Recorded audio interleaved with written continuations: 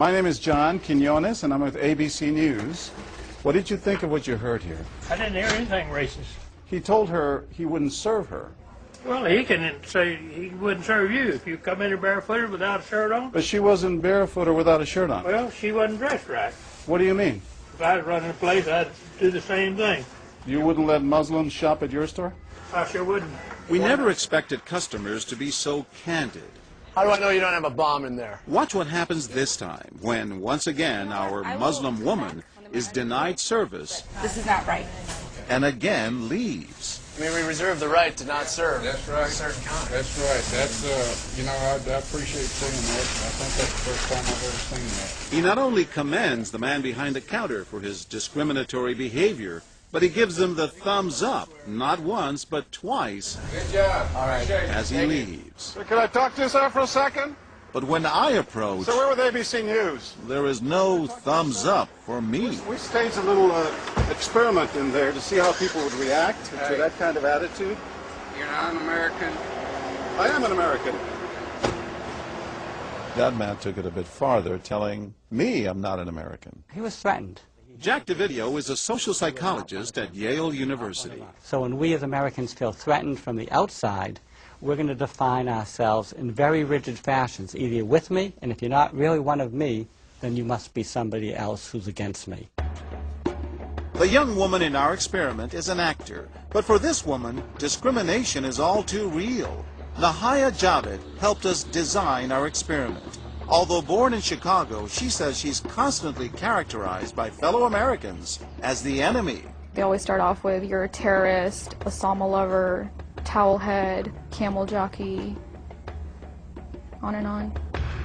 While attending college in Texas, she says she continually suffered verbal abuse and has even been physically attacked just because she's Muslim. They assume I'm not from here, and if I tell them I'm American, they're like, no, you're not. Just because you were born here doesn't make you American. And I'm like, so what makes you American? It's a daily battle. And I don't feel like living in America, I should have to fight this battle.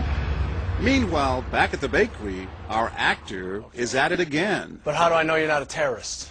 Terrorists look like you. But this time the customers are sympathizing with the Muslim woman. Right, I know, but can you blame me? Yeah, I can't blame you, actually.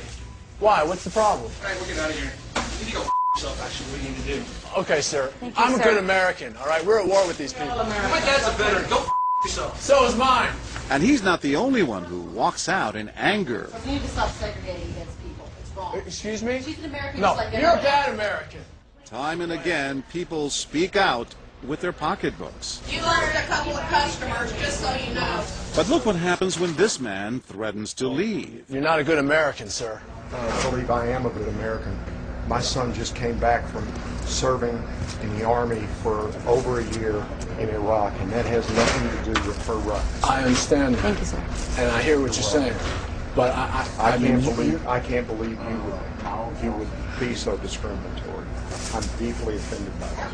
I'm sorry to offend you, sir, but I've got to live with myself. Seething, the man vows to fight back.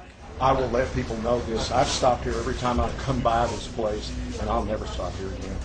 Why did folks get so upset? They saw an injustice. It's justice that binds us together. It's justice that makes us a society. Any threat to that kind of sense of justice and fairness undermines the entire system. You're really not going to serve her because No. of what she's wearing? No, I'm not. Perhaps that's why more customers are outraged by our actor's hateful behavior than approve of it. You're not dressed like an American. I don't know But what no you have. one is more persistent than these two young women who can't believe what they're hearing. Take your jihad, take it back out to the parking lot. Excuse me? I mean, I got to protect my customers, okay? You're really offensive and disgusting. Well, I'm sorry. I'm just trying to protect Thank you. you here. Thank because you. You're don't know what's sick. going on. like that doesn't mean anything. This is a different How do you know? culture.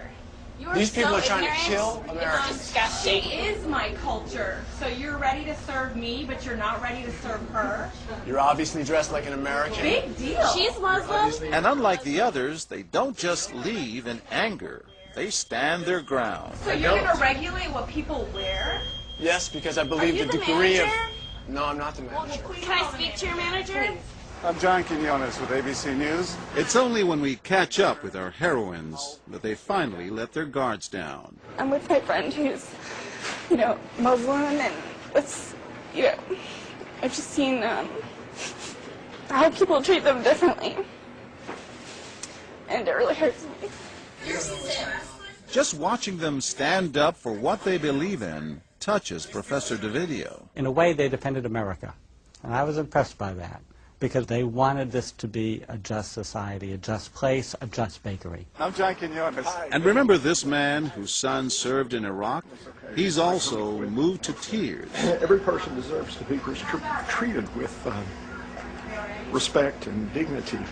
No matter how in they're every dressed. situation, no matter how they're dressed. Never have we seen reactions so polarized, from a thumbs up for prejudice to an emphatic thumbs down. Go f yourself. Two different Americas, both convinced they're patriotic. At the end of the day, 13 people stood up for the Muslim woman, while 6 sided with the clerk. But the majority of the bystanders, 22, did or said absolutely nothing. That's what's most frightening to Muslims like Nahaya, who was watching our experiment. In fact, so frightening that they often avoid going out by themselves. It's really sad because I'm old enough to be able to do things by myself. I shouldn't need a chaperone all the time. But that one time that I'm alone and something bad might happen, I'd rather be safe than sorry. I am Nahaya. It's no wonder this young woman was so moved by the people who came forward to protect a stranger who just happens to be Muslim. Thank you so much for what you did, and I wish more people would do these type of things. And I do too. It would make my life a lot easier. God go with you.